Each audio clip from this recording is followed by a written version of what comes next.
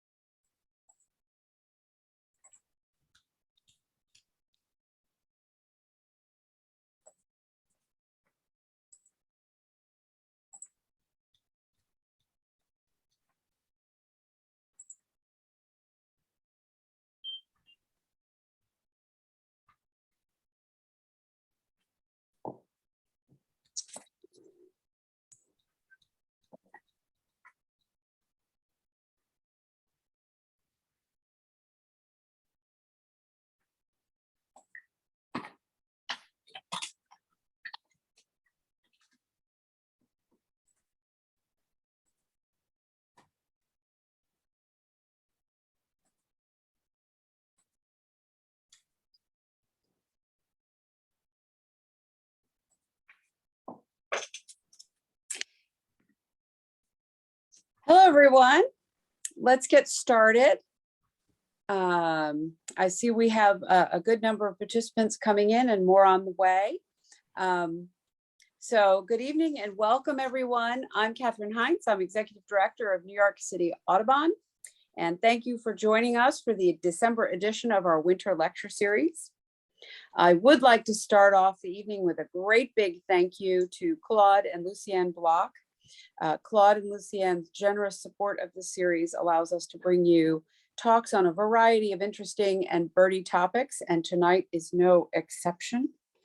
As I see a few more people still signing in, I'll take a moment to tell you that next month's lecture will be by Rosemary Moscow, creator of the popular Bird and Moon comics.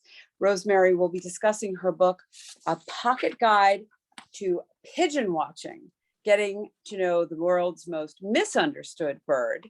I'm sure Andrew Garn will be in the audience for that. You can sign up using the link that Danielle is posting in the chat, and keep an eye out for the announcement in our upcoming egret email message and on our website.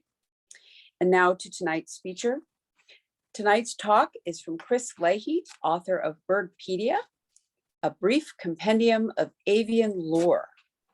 Our host for this evening will be none other than New York City Audubon's very own Kellye Rosenheim, co-author of Birdwatching in New York City and on Long Island. They will be taking questions at the end of their talk.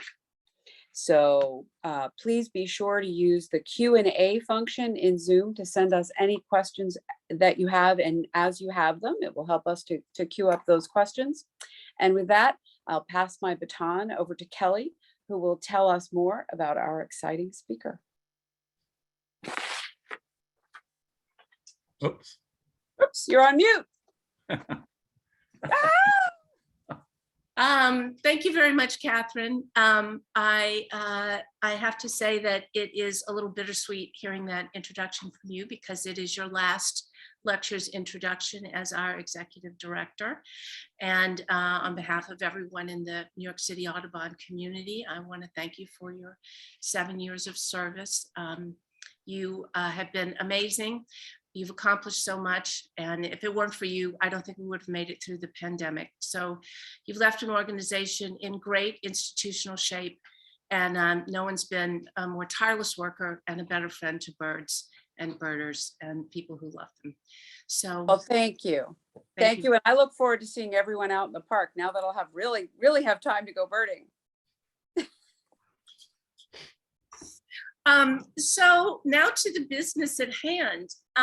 Christopher Leahy holds the Gerard A. Bertrand Chair of Natural History and Field Ornithology, Emeritus at Massachusetts Audubon. For 16 of his 45 years there, he was the director of Mass Audubon's Center for Biological Conservation.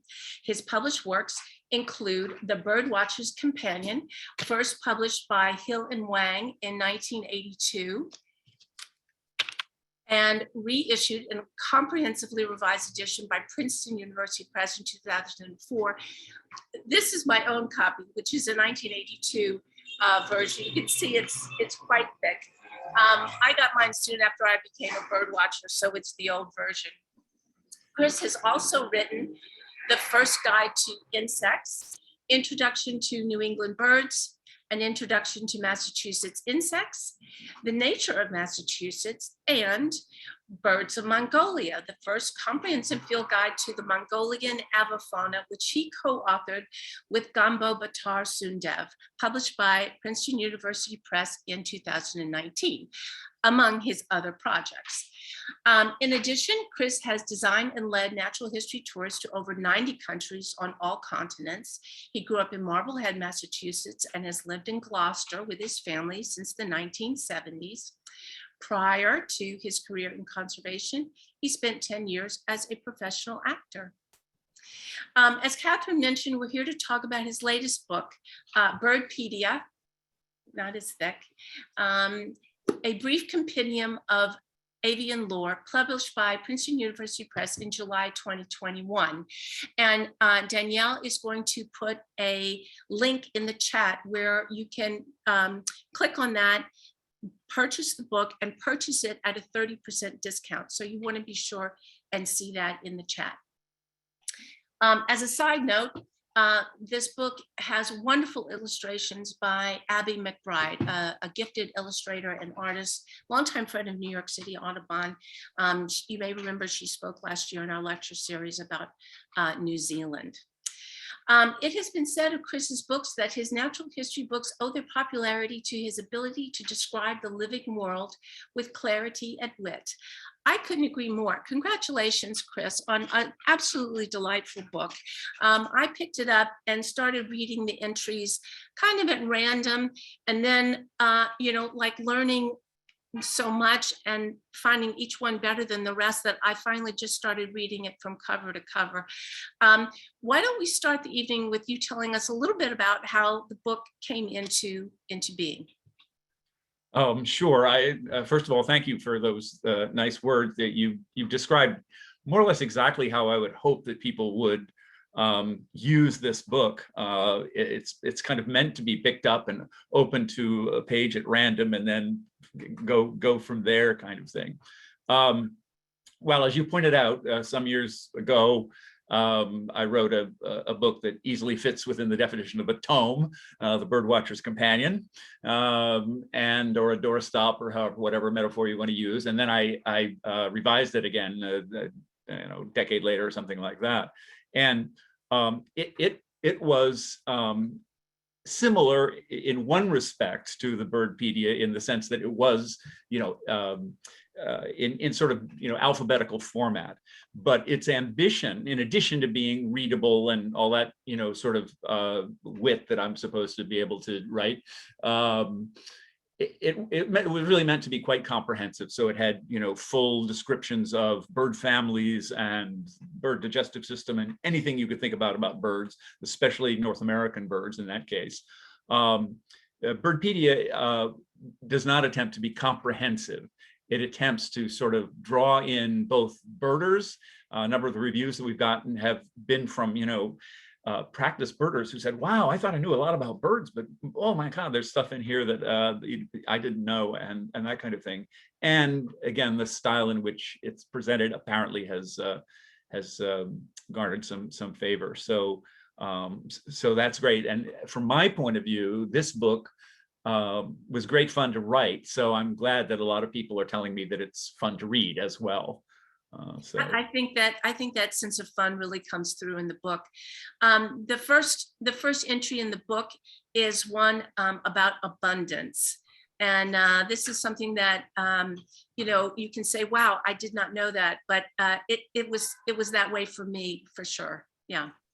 Yeah, no, abundance. I mean, you know, you look at it front on in abundance, you say, oh, yes, how many whatevers. But if you start to pull it apart, there's a lot of interesting kind of aspects. I'll look at my crib sheet here, for example.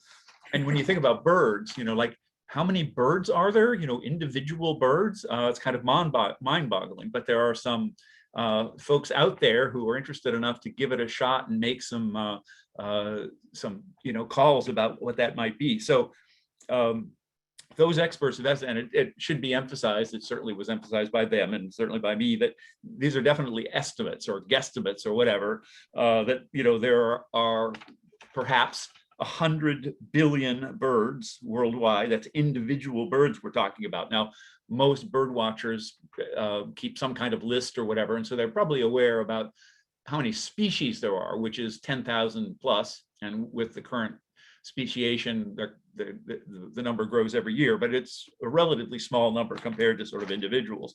So somebody has also estimated there are 5 to 6 billion individual birds in the US. We may talk about some conservation issues later, which modify those numbers a bit. And then if we look at certain species of birds, there's a bird in Africa called the red-billed quillia. It's a little wax-billed finch, tiny little bird, but makes up in numbers for its size. It occurs in literally flocks of hundreds of thousands in some cases. And it's a native species, but it's a huge crop pest in areas where grains are grown, because these birds you know, descend, these huge flocks of birds descend and wipe out entire grain crops. So, and they're estimated, their total population of just that one species is estimated at 10 billion. So you think about that and be glad you're not trying to raise grain in parts of Africa. And then it's interesting to go back in history a little bit and realize you know, one of our most famous, infamous extinctions is that of the passenger pigeon. There's a wonderful, but at the time, it was one of the most abundant birds in the world. Audubon has wonderful entries in his journal where he talks about, he encounters one of these huge migratory swarms, flocks of passenger pigeons passing, and he sets out to try to estimate how many there are, and he gives up. You know, he gets into the tens of millions, I guess. It's like, I'm sorry, I got other things to do, kind of stuff. But it was estimated that at the time that there were, at their peak, there were as many as 3 billion passenger pigeons, and of course they were you know, restricted to North America, etc. So then, you know, you get into other things when you start this theme, so that there are now estimated between 19 and 50 billion chickens in the world compared to wild birds, and that all compares to, you know, 7.8 billion human beings. So it's all interesting to put all that in context. There are a few species of birds for which we do know exact numbers, and as you would expect, these are rare birds. So that, you know, whooping cranes, one of the most recent estimates says there are, sadly, 76 whooping cranes left total, and there are a few other birds like that that we know specific numbers for, just because they're rare and they're easily counted. So there's abundance. I'm sorry, a loud motorcycle just rode by, but I did catch the end of what you said. Being a writer with a great deal of experience writing, one of the entries that I thought you must have found fun to write was the entry on colloquial names. Yes, yes, indeed. Well, yeah, that's another really fascinating story. We all, you know, we depend, bird watchers and scientists and whatever, depend on scientific names, scientific binomials and sometimes trinomials to give us the definitive name for a given bird species or plant species or mammal species or whatever. And there is also now a certain degree of agreement, although there's been a lot of back and forth between the Brits and the Americans about some of the names, but there's some general agreement about standardized English names. Okay, so that's good. But of course, most people in the world and for most of history haven't had a clue about either of those categories and have had their own names for birds. So that there are, in the book, I quote some, I don't know, I don't quote the whole list, but some 25 or 30 different names for bufflehead, for example.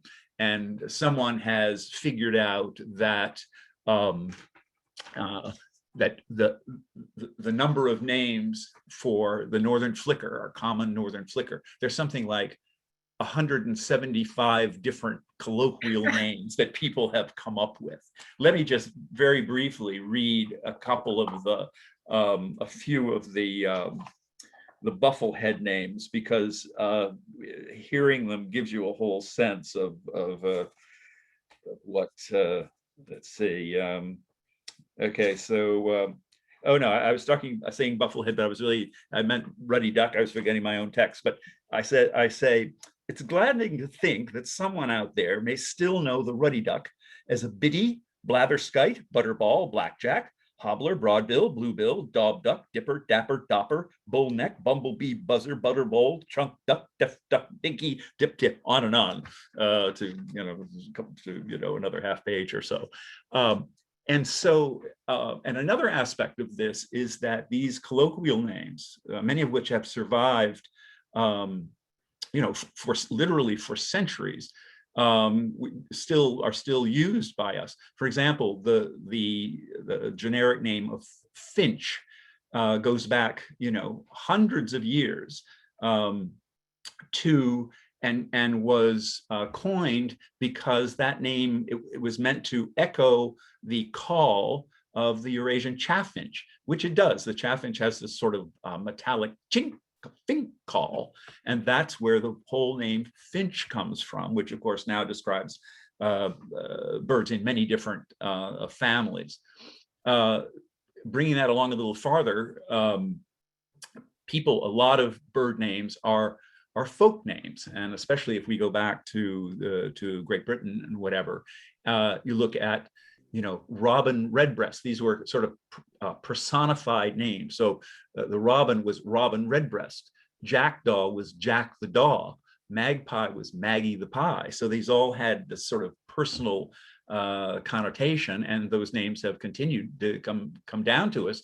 Those are now the official, not the Maggie part, but the magpie and jackdaw are now, the official English names for these birds. So, and then it's also affected by how, by sort of human editorializing or modification or whatever. When the British colonists came to the US, they saw a bird with a reddish breast, kind of thrushy, our American robin, what became our American robin, and said, oh, it's like our Robin Redbreast, so we called it a robin. And that's how our robin, even though both the British bird and the American bird are thrushes, but they don't look very much alike, as any birder who's been in both places kind of knows. But that's how many American birds got the names that they did. Robin, again, is a direct descendant of Robin Redbreast, et cetera. And there are many examples of that. Our redstart, which is a wood warbler, comes from a Eurasian chat called a redstart. Start basically is a Germanic root for tail, so red tail. And again, the Eurasian redstart and American redstart don't look anything like each other, but they do both have red in the tail, the males anyway. And so there's this interesting nomenclatural history, or at least I think it's interesting, of which you can read a bunch of examples, more examples in the Birdpedia. Yeah, I have to say, as a bird walk leader, I get a lot of complaints about bird names, and the chief one is the robin. I and I can't argue with that. So there was one entry that I thought must have been fun for you. You know a lot about insects and you know a lot about birds. So your entry on ectoparasites was probably a lot of fun, bringing those two worlds together. Well, I don't know if fun exactly describes it, but it is. I mean, if you say, I think people probably may know that an ectoparasite is a small invertebrate that lives on the bodies of not just birds, but human beings have ectoparasites as well. And what's kind of interesting about bird parasites is how many there are. Hundreds of species, and in many cases, birds are infested from time to time, and this varies with season and things like that, with hundreds of individual parasites of many different families. So, botflies and ticks and mites and whatever. And these vary all over the map in terms of what they're doing on the bird's body. Some of them are feeding on the bird's blood, like a mosquito might. Some of them are eating the feathers. They're things called feather mites. And some of them come and munch on the birds for a while and then go away. And others kind of stay with the bird pretty much during their whole lifetime. There are other parasites that live in the nests of birds. Again, quite an impressive fauna. And they feed on, if you will, the nestling birds, and the adults pick them up as well. One of the remarkable things, there's a funny little rhyme that goes along with this that says, let's see, well, forget that piece.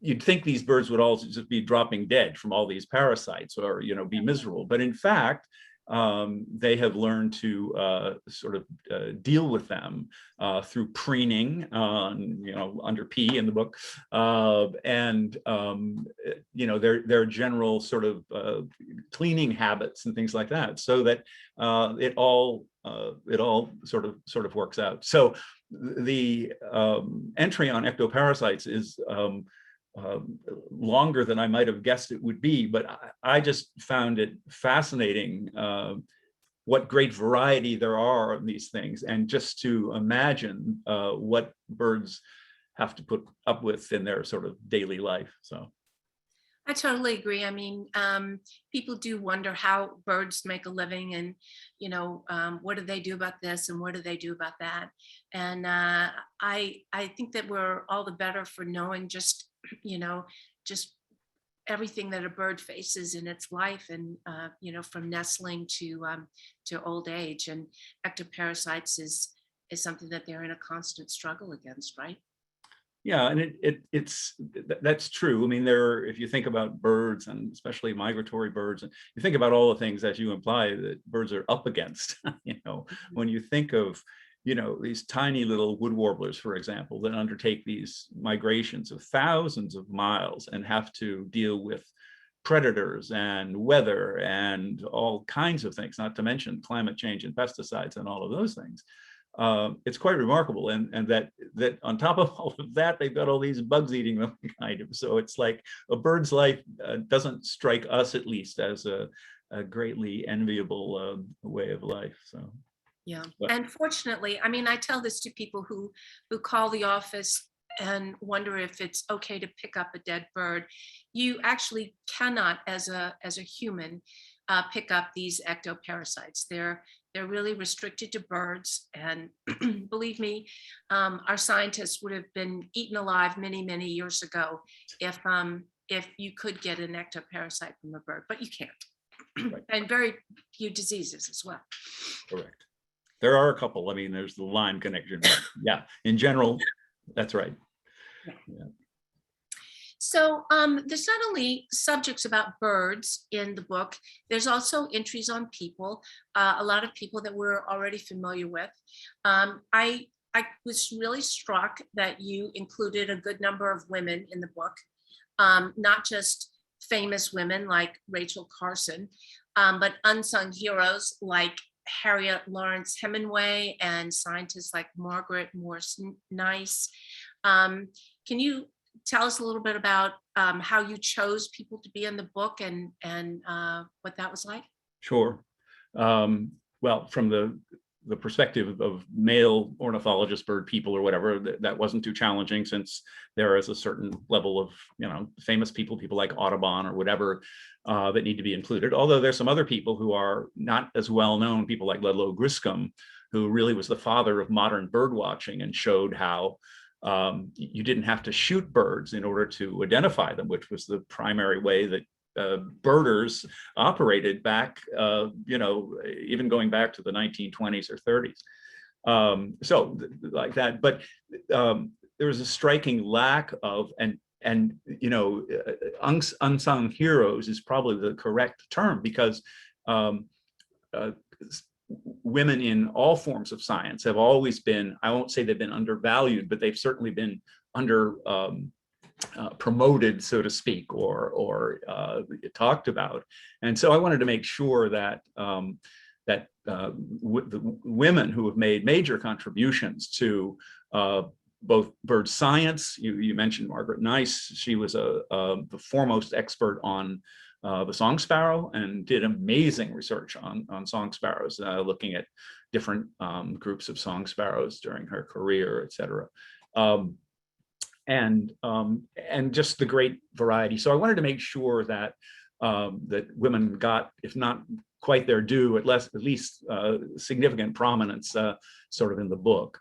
One of my favorites, and one of the things that I enjoyed about doing this book is, of course, that some of it, of course, came from the larger book, although not directly. I edited it quite a lot, but was the stuff I learned, all kinds of things that I hadn't learned. And one of them had to do with a wonderful woman of long ago, if I can find her here. There she is. This is a woman named Eleonora of Arborea, and she lived between 1347 and 1404, okay? And I'm just going to read this entry because there's a lot of detail in here, which I just found fascinating and stuff that I didn't know about.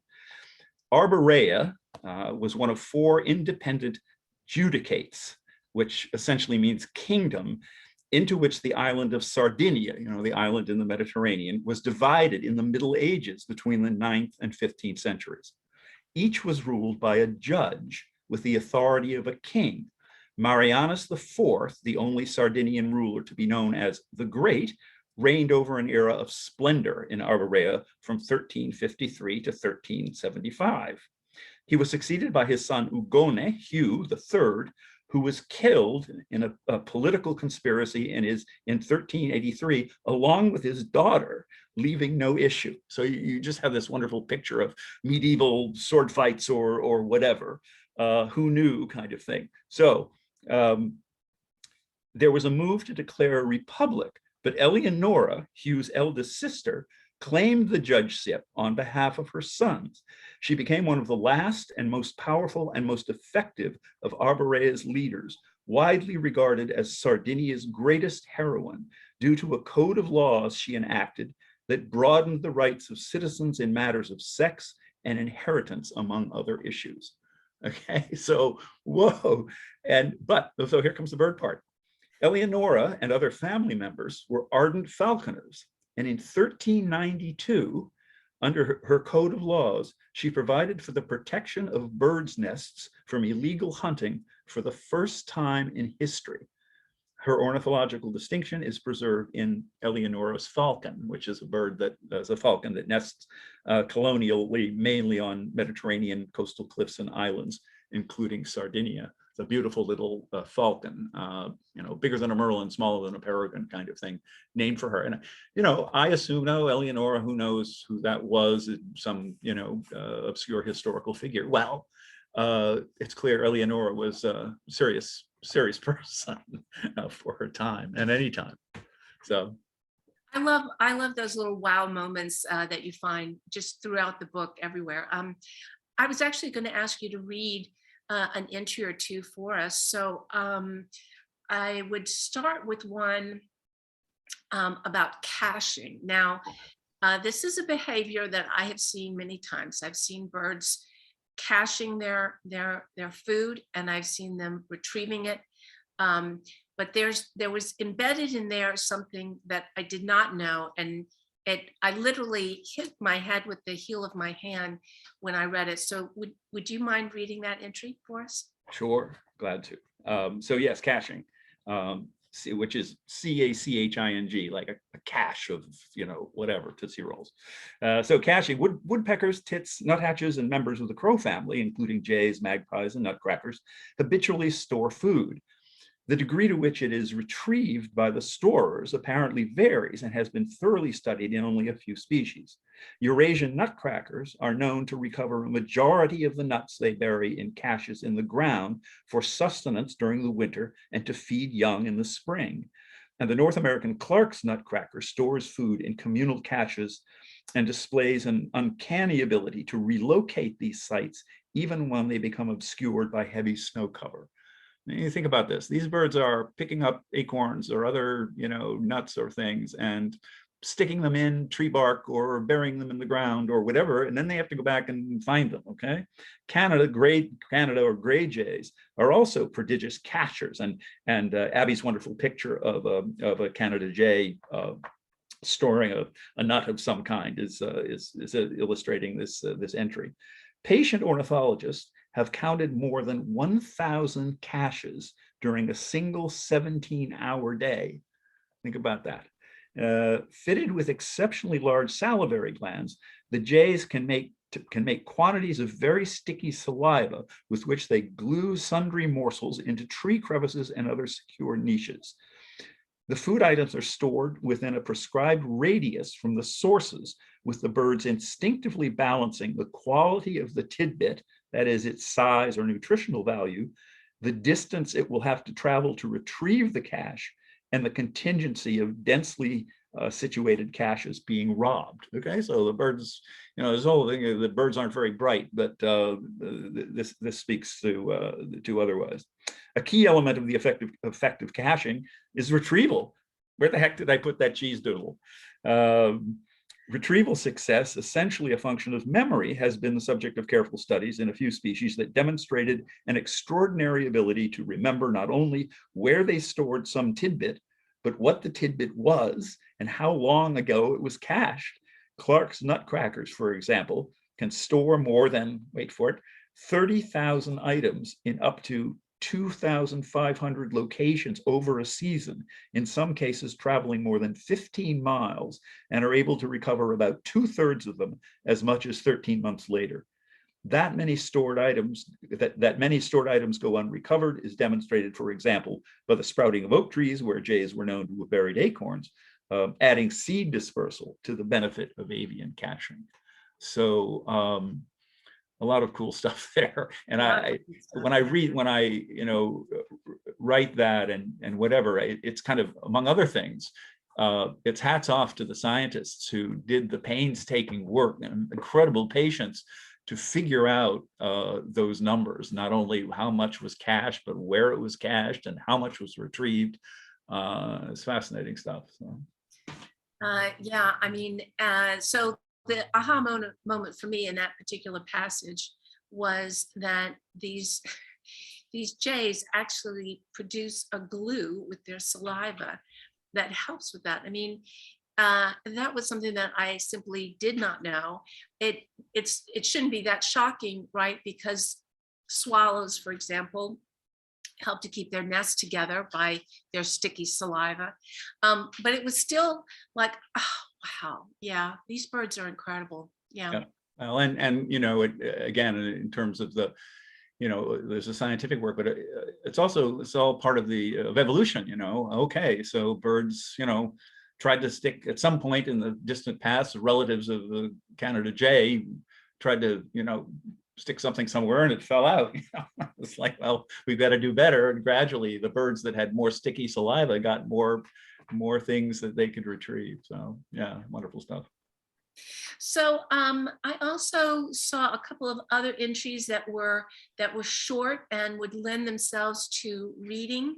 Would you like to read the entry that you wrote on flightlessness? Flightlessness, okay.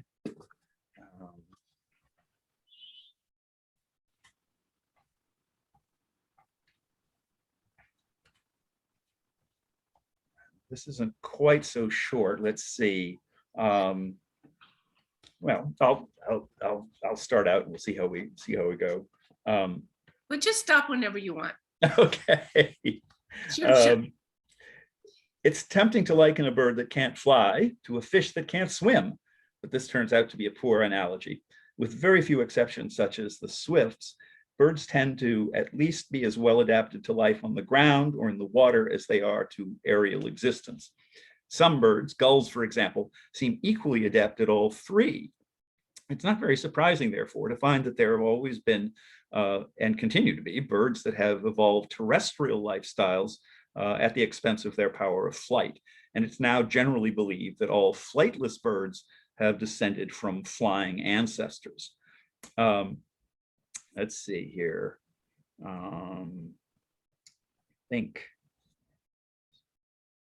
Okay, so a little bit about the evolution of this.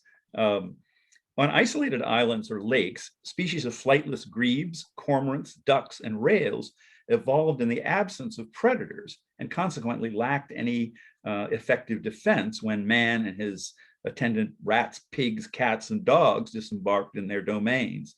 Many unique species, for example, the dodo and the great auk, have ceased to exist through a combination of human callousness and their inability to fly from it. And almost without exception, those that survive are severely threatened. Given its obvious disadvantages, one is compelled to ask what the compensation of flightlessness might be. In addition to the circumstances that the ability to fly simply became unnecessary for non-migratory species on predator-free islands, it has also been suggested, beginning with Darwin, that flightlessness in insects as well as birds might decrease the risk of getting blown out to sea. That's an interesting thought, you know. Here's this bird on an island. It's evolved to, you know, there are no predators, so he's cool with that. He's perfectly good walking around or hopping around on the island, so whatever. And then it's like, oh yeah, but they're big hurricanes and stuff. So, you know, if you fly and you're flying somewhere, you know, you can be thrown out to sea. So there's more descriptions of some of the current flightless birds that are still with us, like the penguins, etc. So yeah. I thought that was a very interesting theory. And having looked at the flightless cormorant on the Galapagos Islands and knowing that Darwin had come before me, many, many years before me, but not that many, that may have given him the idea of, you know, Yeah. why is this shag, as he knew it in Yeah. England, I'm sure, without any flight feathers. Yeah. The very last paragraph of this is kind of interesting, I think, again, in terms of evolution. The only passerine bird species, perching bird, suspected of being flightless was the Stephen Island wren, a member of a small family of birds, the Acanthisidae, endemic to New Zealand. It reputedly ran around on the ground like a mouse, but its habits were little known and it became extinct soon after it was discovered in 1894. Its wing structure suggests that it may have been capable of a weak flight. So that's pretty interesting in terms of passerine birds and flightlessness. Well, so we know from your bio that you started out life as an actor. Can you just, you know, tell us a little bit about your early life and how you got to Mass Audubon and some of the things that you did there? Oh, sure. Well, I sometimes think about my life as a whole series of sort of happy accidents. Yeah, I started in the theater when I was a child in doing children's theater, and eventually did sort of professional children's theater, and then eventually migrated, and then through college, what I assumed, I majored in drama at the University of Virginia, and I assumed that was going to be my career, and that was my trajectory. I worked as an actor in residence at Vassar College. This was before there were men at Vassar College, and so they needed guys to do they have a famous drama program there. That's where Meryl Streep came from. But they needed to import some guys, so I did that for a year. And one of the advantages of that was that it was easy shot to New York City, where I was ultimately wanted to be. So eventually got to New York City, and had a wonderful time there, and did quite well. I mean, I worked at the New York Shakespeare Festival and the Public Theater, and I won't drop names, but I worked with a lot of very good and interesting people. So that was all going well. And then, well, the other part of the story, the good luck story, I guess, is that at the same time that I was being an actor as a child and being interested in that, I was also fascinated with the natural world. And at first it wasn't so much birds as it was insects, and especially Lepidoptera, butterflies and moths. My aha moment, I guess, as a child that I remember was seeing a moth. I was out doing errands with my dad, and in the evening, and in the window of a drugstore in the lights, there was this huge Saturnid moth, which turned out to be a Promethean moth. And I was like, whoa, what is this? And my dad, who was not a naturalist, but he was an educated guy, and he was, interested in things in general, kind of things. He had flown troop transport planes in New Guinea during World War II. And one of the things he did, in his off time in New Guinea was collect butterflies. New Guinea has some spectacular butterflies, some of them called bird wings, the largest butterflies in the world. And we had some framed specimens that he had done in our house. And so again, nobody was pressing me to be an entomologist or anything like that, but there was this kind of encouragement. If I said, whoa, what's this? And so we grabbed that moth and took it home and put it out of its misery and mounted it and all of that. And so, the message that a kid receives is, oh, this is good stuff. And so I continued to be fascinated with all of that. And somewhere around, I don't know, 10 or 11, birds started looming seriously into my view. And that was abetted by, again, a piece of just good luck, that where I grew up in Marblehead, there were these other kids, these other, boys, one girl, but mostly boys, who were, again, birds were their thing. Well, actually, there was a variety. One of the kids was fascinated with geology. Another one was, we called him Harry the Herp. He was a herpetologist fanatic, snakes and things like that. But we were all kind of interested in everything, and we just kind of roamed wild, as you used to be able to do when you were a kid in 1950s and stuff. So that sort of gradually, that was great. And then I, again, totally lucked on to a wonderful mentor, a woman named Dorothy Snyder, who was a curator of natural history at a local museum, a Peabody Museum, and now Peabody Essex Museum in Salem. And she was the co-author with the godlike Ludlow Griscom of the Birds of Massachusetts. And me and a friend just bumped into her at a local sanctuary where she often spent her lunch and whatever. And that was kind of, she ended up taking me out many weekends during the year, taking me up to, the best birding spots in the state, but especially Eastern Massachusetts. And she was a very strict, she brooked no nonsense. If you said that you'd seen some bird that it was, unlikely, she would say, well, I don't believe that for a minute. And then she'd make you, justify it and describe it and all of those things. So that was another piece of good luck. So I was in addition to be part of the theatrical community, I was also became part of the bird community. And, I've been a member of Mass Audubon since I was 8 or something like that, and knew, a lot of the staff there. So at some point, one of the staff, head of conservation then, called me in and said, I'm starting a natural history travel program. Now, at this point, there was no Victor Emmanuel or any of that stuff. This was a wholly new idea. Basically, nobody was offering nature trips, especially outside of the country. Mass Audubon very much specialized in education, among other things. And so his idea was, well, if this is so popular here, wouldn't it be popular to take people to international destinations? And so he tried this out. He scouted this and offered a trip to Bermuda, where he had birding friends, and also to Churchill, Manitoba, which of course famous destination now for bears as well as birds. And they couldn't fill these trips fast enough. They became very, very popular. So at this point, he needs more tour leaders.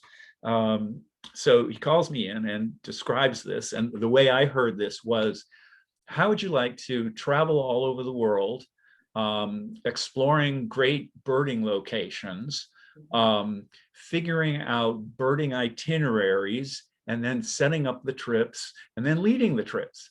And we'll pay you for this. Not very much, but we'll pay you for this. So I was like, oh, yeah, that can work. and at the time, I thought, yeah, well, that'll be great fun. I'll, go some cool places and see some cool birds. And then I'll go back to New York. But I didn't. And gradually at Mass Audubon, the travel thing became, its success continued.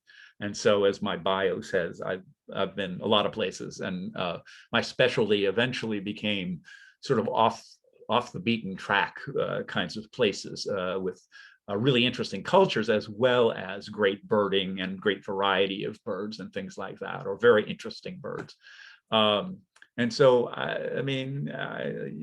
you can only imagine how much fun it was to do that. And that's what I spent a good deal of my time doing during my first, 8 or 10 years at Mass Audubon. But gradually they figured out at Mass Audubon that I could talk and and write and do other useful things at organizations. And so gradually I got sort of kicked upstairs and eventually became a department head. But that's kind of the story. And as I say, it's kind of like, oh, how did that happen? Not very, definitely not a planned situation. So.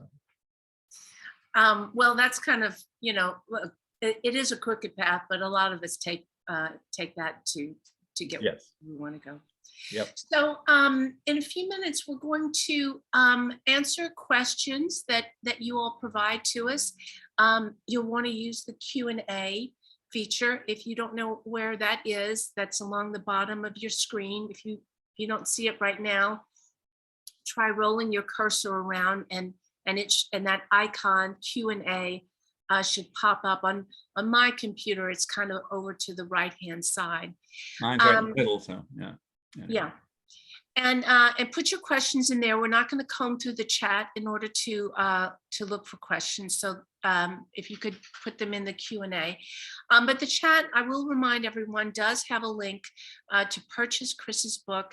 And that link will get you a 30% discount. So Chris, while we're letting people put their questions in, let's maybe talk about Mongolia. Oh, A place I've never been. You've written a book, The Birds of Mongolia, and you've been there, I take it, many times. What's so great about Mongolia? Right. Well, I'm tempted to say, don't get me started about Mongolia, but I first went there in 1982, and that was another happy accident. We were invited, Mass Audubon, because this was kind of a unique program. We were invited by the then Soviet Union, Brezhnev era Soviet Union, to come and investigate some of their amazing reserves. Russia, little known fact probably, that they had and still to some extent have some of the best nature preserves in the world. And so we traveled, myself and a Russian speaking colleague named Natasha, of all things, traveled all over the Soviet Union, scouting these amazing places, from the Arctic to the Central Asia to everywhere. And but we had the best, sort of bona fides from from Moscow, people who were buddies with Khrushchev and things like that, gave us, documents and all kinds of things to prove that we were the crazy thing that we were telling people we were. But when we get to these destinations, a lot of the people were like, I don't know what these gringos are up to. I'm suspicious. Some of them would turn up drunk. Some of them just didn't want to deal with us. But our in-tourist guide, who we traveled with the whole time, she liked what we were doing, and so she would help us to the extent that she could to, get good stuff, get to the good places. So we're sitting at Lake Baikal one afternoon, sort of drowning our sorrows because they hadn't let us do all of the things that my Russian ornithologist friends had told us we must do. And so she went away, as she typically did, and came back and said, well, I'm sorry you couldn't, do X, Y, and Z, but how would you like to go to Mongolia? Now, at this point, nobody was going to Mongolia. Okay, no gringos, no outside people, certainly nobody from the US. So that night at 3 a.m., that's the way you flew in the Soviet Union in those days, because they didn't want you to see their installations and things like that. We flew to Mongolia, and that was my first experience there. And I didn't know anything about Mongolia. Well, I knew something about Mongolia because I knew about the birds of Central Asia from my travels and things like that. But and we couldn't do very much in those days. In those days, it was Soviet dominated. But I gradually got to know about about Mongolia and the Mongolian people. It was and still is the least densely populated country in the world, and a very large place. It's it's like Alaska plus New Jersey combined or something like that. And there are only 3 million people in the entire country. Half of them are in the capital, Ulaanbaatar. So and contrary to what people think of, which is kind of like, oh, it's kind of some brown, kind of deserty kind of place, isn't it? But, actually, and yes, the Gobi Desert is, desert colored, but it's incredibly varied. And in the north is the southernmost aspect of the Siberian taiga, the coniferous forest. So there's this forested area, and then this wonderful vast steppe, grasslands of various kinds, and then the Gobi. And it doesn't have a huge bird list. It's not like Peru, but the birds that are there are really very interesting. And because there are so few people, and the Mongolians don't kill birds, they don't shoot birds, they are herds people. They're nomadic herds people, and that's another interesting thing about them. A third of the population are still nomadic herds people that have various places where they do their thing during the year. So I've just gradually, as I learned more about it, one fun fact, if you will, that kind of gives you an idea of, oh, this is a place that one wants to get to know, is that in the far eastern steppe of Mongolia has the largest herds of hoofed animals outside of Africa. Okay, some herds of millions of gazelles, and I've been to see the migrations and things like that, and it's amazing. So there are all kinds of cool, species of bustards, 7 species of cranes, cool birds like Mongolian ground jay and things like that, as well as fantastic migratory waves kind of that occur because the weather there promotes landings of a lot of birds and a lot of great water bodies and things like that. So I told you not to get me started, but it's a cool place. You've made it sound so wonderful. Mongolia has kicked up to the top of my bucket list for sure. Right. I wish you could come tomorrow morning. I'm doing a program, the hour-long program, just on Mongolia with slides showing all these different kind of things. Oh, so, yeah. So how would we see that if we wanted to? Well, I don't know how you'd see that program. I mean, it's a Mass Audubon offering. Oh, okay. It will be recorded. So let me get back to you on that. Okay. Okay. So we have some questions that have come in. This Great. is from Ajit, who says, aren't penguins really flying in the medium of water, but not in the medium we're accustomed to thinking birds flying in, air? That is absolutely correct. And I think I probably make note of that in the book. Yes, penguins do fly, but in water. That's exactly right.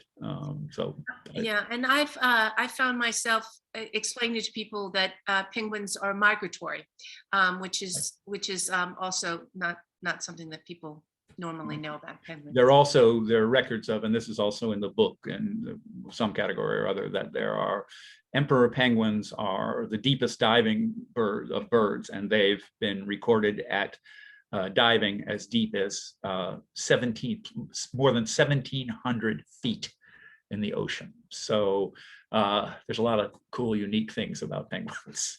Wow. Wow. Yeah. So this is from Zudraw's comic, Brian. Hi, thanks for hosting this. So I did a comic about the saw-whet owl, but was still wondering about their caching habits, specifically during winter, because I talked about how they retrieve now frozen kills from a cache and then defrost them like a little microwave. But is it possible to know that they purposely increase their cached amounts as cold weather approaches because they understand the cold weather will preserve the kills longer? Well, you're now beyond my expertise on caching, but it's a good example of how fascinating any of these subjects are. I think it's a logical presumption, but I have no basis for confirming it one way or another, but very interesting. If I'd gotten a hint of that, it had probably been something about owls caching in my entry, but didn't get to it.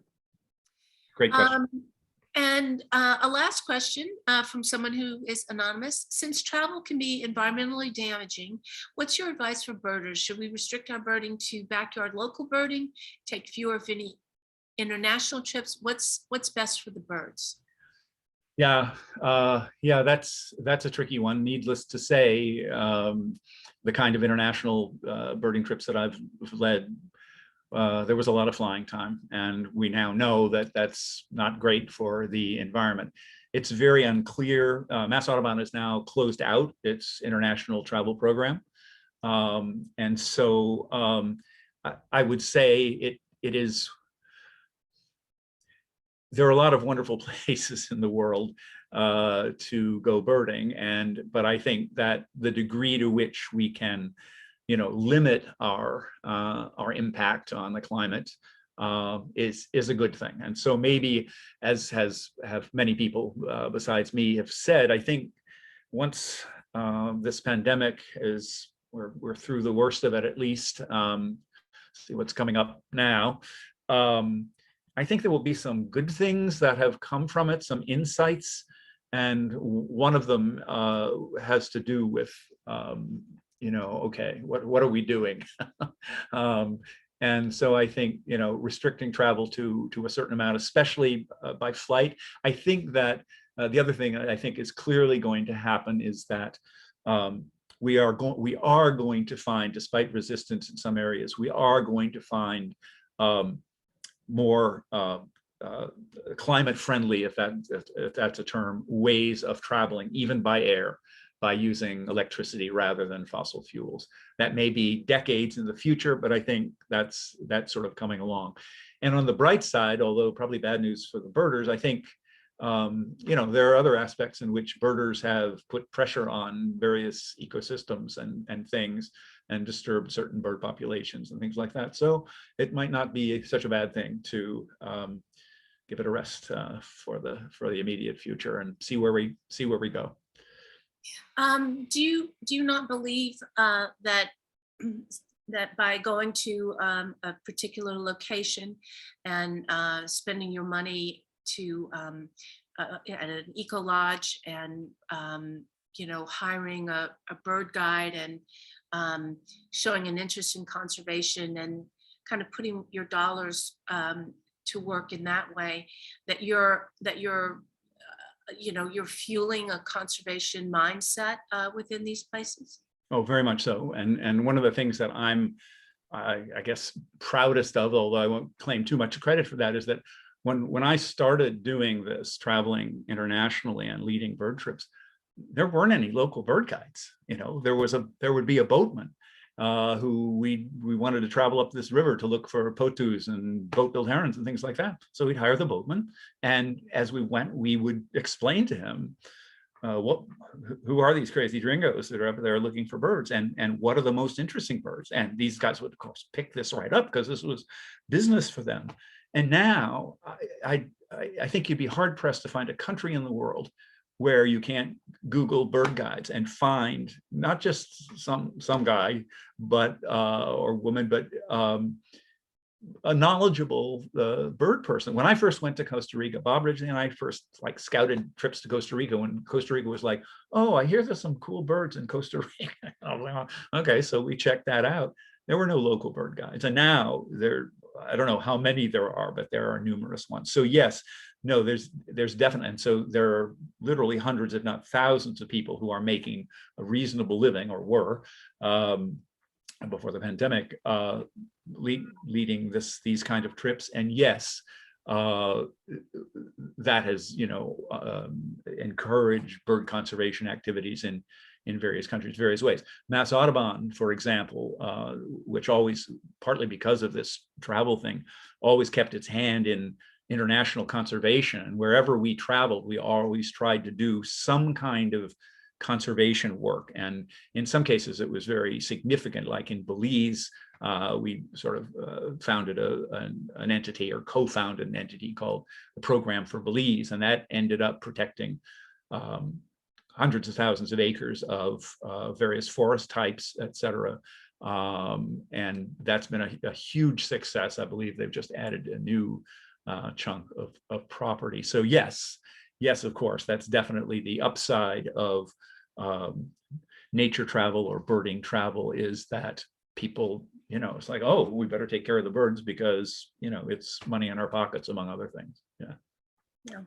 I certainly believe that with respect to countries like Belize and Costa Rica, that the number of people who are working in the ecotourism sphere have something to do with these areas being preserved, because without it, they have no livelihood, right? Indeed. Yeah. All right, so a couple of questions have come in while we were talking. Some birders believe that garden birds know there's a storm coming and feed more. My feeling is that they are projecting, projecting that feeling upon the birds. What's your feeling? Okay. Yeah, I think one of the misperceptions, so to speak, that a lot of people have about birds and what they see in their yard has to do with a limited knowledge of how birds operate, so to speak. And so Mass Audubon has, and still has, I'm sure, a sort of what we call an environmental helpline, and people call in to ask various questions, like being here. And one of the most common ones is, where have all my birds gone? They have a feeder, and all of a sudden there are no birds, and it's like, well, what happened to them?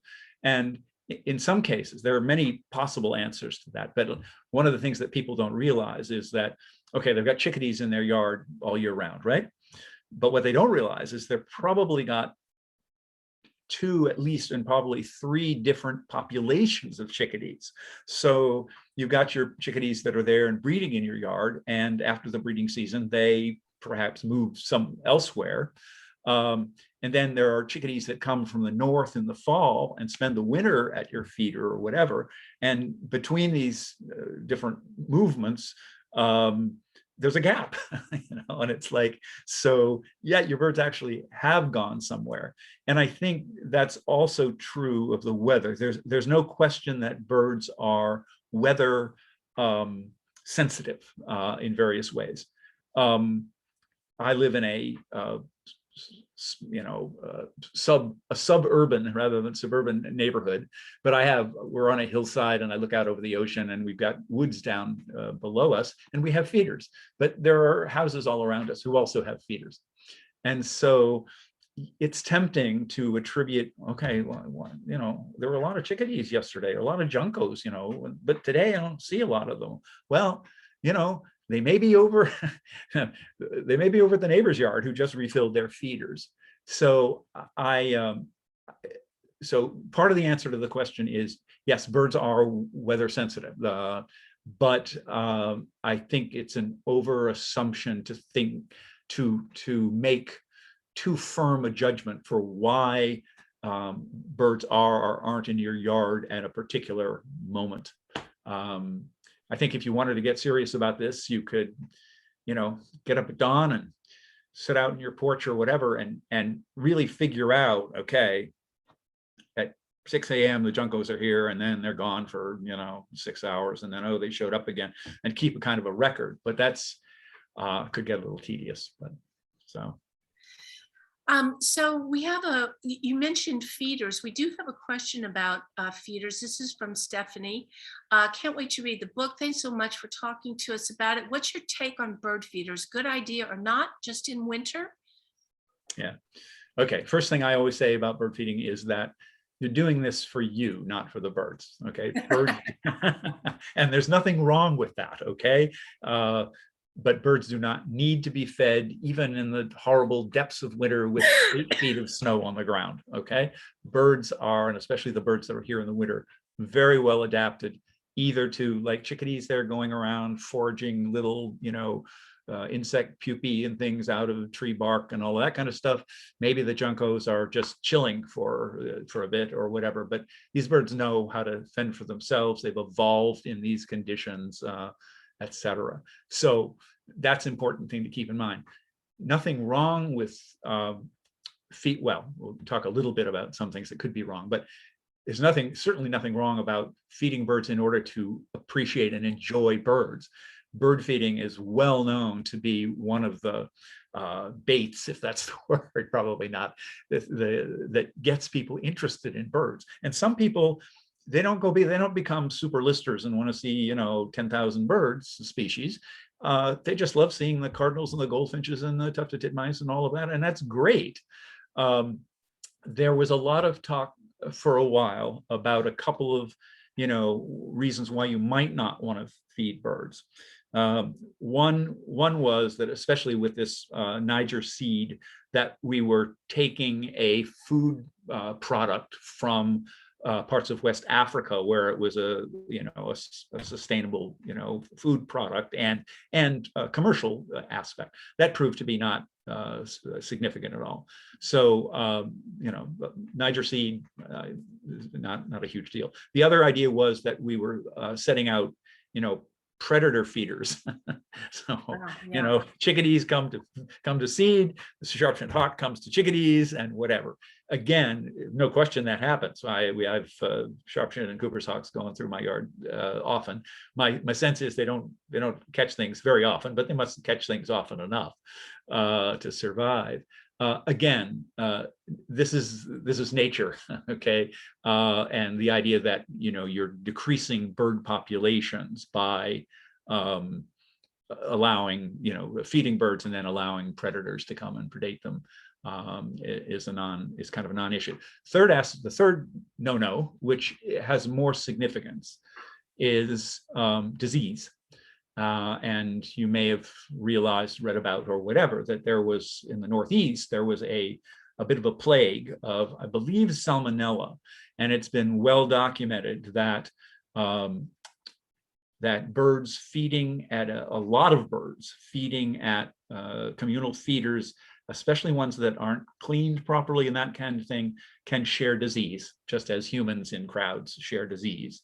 And this results in loss of feathers, and you may have seen that situation at your feeders, eye disease, and even dead birds. And this recent thing, what was alarming, is that we're seeing, dead birds at feeders and things like that. So that doesn't seem to have become, excuse the expression, a pandemic, but it is definitely something to think about in terms of keeping, if nothing else, keeping your feeders clean, maybe not having a vast array of feeders and that kind of thing, maybe having feeders spaced out. Again, just thinking about the situation of communal passing on of avian diseases and what you might do to mitigate that. But again, I'd go back to the original statement, which is, bird feeding is great. It's one of the most popular outdoor things that people do now. And it's good that we're increasing that appreciation. But, like anything else, you want to think about it. while we're talking about this, I'm reminded that we shouldn't stop without mentioning one thing. We didn't talk about all the bad things that are happening with birds. You know, we've recently had these studies showing that we've had this tremendous decline in individual birds. We talked about those numbers earlier on. Since 1970, so 50 years ago, we've lost almost 30% of individual birds, of our bird populations in the lower 48 states. And we're talking now about like 3 billion birds, okay? So if you think you've noticed, you know, a decline in birds, I used to say, as I said earlier about things, well, you know, birds come and go, they move around a lot and all that kind of thing. But it's clear now that no, bird populations are in serious decline. And of course, extinctions are increasing as well. But that's a big deal. And the number one factor in this, there's actually, you know, Abby did an illustration of this, but one of the number one factors in bird mortality is cats, feral cats and outdoor cats that roam free. They kill billions of birds a given year, as well as, you know, small mammals and reptiles and things like that. So it's a very unpopular message, but I think it is a message. It's a reality message. There's no doubt that that's happening. And so that just popped into my mind as we were talking about feeders, and you know, and it's good for the cats. Cats, you know, get all kinds of bad things when they're out there roaming around. So, for what it's worth. That's right. Keep your cats indoors. Keep your cats indoors. Birds, it's good for the cat. Yeah. All right, so we're past the 8 o'clock hour, but we do have 2 more questions left. Great. How did you prepare for a bird trip to places you've never ventured to? Well, in the early days, you studied the bird books to the extent that there were bird books, and then you got out there and figured stuff out. And that sort of boggles even my mind these days when you think about all the knowledgeable people that are now in various countries all over the world, and you know, the fact that, you know, you can now get a field guide to the birds of Mongolia, for example. But in those early days, there was not much. There was the other great thing, of course, if you could find him or her, was that there were local people who knew about birds, or at least knew places where there were lots of birds. I met many people who said, "Oh, you want to see birds? Oh, okay, I know where to take you." And they take them to a given place, and sure enough, they knew what they were talking about. But to give an idea of the challenges in those days, one of the birds, we were talking about Latin America. A lot of our early trips were in Latin America, and which is of course amazing birding country, all over the place and incredibly varied. And one of the books that we quote unquote used was by ornithologist Meyer de Chauncey, called Birds of South America. And there were a few illustrations, but kind of hopeless, not very helpful. But the descriptions would say each species was numbered, you know. So so, you know, in order to give descriptions of all the birds of South America, this would have to be, you know, 10 volumes. So the individual species account would say at the bottom, as an indication of identification, like 137, only browner. I'm not kidding. And so you'd have to, I mean, we laughed about that, of course, and that was, you know, pretty much useless, as you can imagine. But that was kind of the level of things. And so that's what you dealt with. And to be honest with you, that was part of the fun. I mean, we were really pioneers in these places, and that was tremendous fun and challenging, and, you know, lots of adventures and things like that. So that was pretty thrilling. Yeah. Yep. Okay, so our last question is a 2-parter from Nancy. Can you say something about social relations amongst birds, such as non-parents helping to raise chicks? Also, and this may be a weird question, is there any evidence that birds become depressed? Depressed. So what was the first thing about parrots? Non-parents raising Or- chicks, like, you know, when Non-parents. a bird is not related to the chick in the nest or whatever, and it's raising chicks. Right. Well, there are a couple of things going on there. You know, one aspect of the first part of the question has to do with brood parasitism. So you have cuckoos and cowbirds and other things laying their eggs intentionally in other birds' nests. And there's a variety of reactions to that. In some cases, you know, there are some birds that just, you know, raise the alien chicks at the expense of their own young. Others are savvy enough to kick the eggs out because they recognize these aren't their eggs. And so there's a whole spectrum going on there. But obviously, brood parasites wouldn't succeed if their methodology didn't work to a large extent. So that's one sort of aspect of that. And there are certain groups of birds, and if I'm remembering this correctly, I think, or certain species of birds, I should say, I think ruddy duck may be one of them, in which they will characteristically take care of somebody else's ducklings or nests or something like that. They have apparently have just a generalized instinct to, you know, do that. There's another phenomenon in Canada which, geese do it too. what's that? Canada geese. Canada geese, yes, yeah. So there is a certain amount of altruism, if that's what you want to call them. There's also a phenomenon in which some of the rat-type birds, the emus and ostriches and things like that, I'm familiar mostly with the rayas in South America, who there's a phenomenon called a dump nest, where a whole bunch of different females lay their eggs in one nest, in one of their cohorts, fellow mothers' nests. So two things can happen. One, if it's a bigger pile than, you know, the original mother laid, actually, she may actually brood them and rear them. But there's a point at which, if there are too many, and I've seen photos, these piles of eggs, they go, okay, forget it, I'm not doing that, you know, kind of thing. So there's that level. As far as birds being depressed, this gets into a whole thing about bird mentality and birds, you know, mental capacity. And we've learned a tremendous amount about that in fairly recent years, much of it on the positive side as far as birds' mentality. The whole idea that birds are stupid or birds' brains. They have, in many cases, their senses and some of their brain power, although it's focused on certain areas, exceeds ours or other smart animals.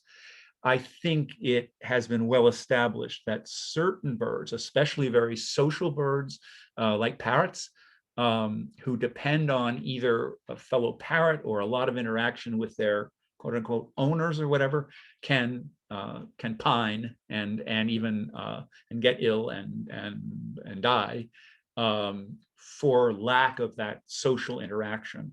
And that again speaks to, there's a whole range of the need for different kinds of birds. Parrots, of course, are a famous example of extremely social birds that through their whole life history are interacting with other parrots of their own species, kind of thing. So, well, on that uplifting note, I just want to say thank you again, not only for writing this book, but for being with us tonight.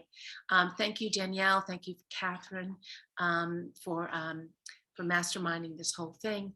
And I look forward to seeing you all at the next program of New York City Audubons. That's Rosemary Moscow. And until then, good night, everybody. Good night, Chris. Thank you. great. Thank you so much, Kellye, and everybody else who was involved. It was great fun.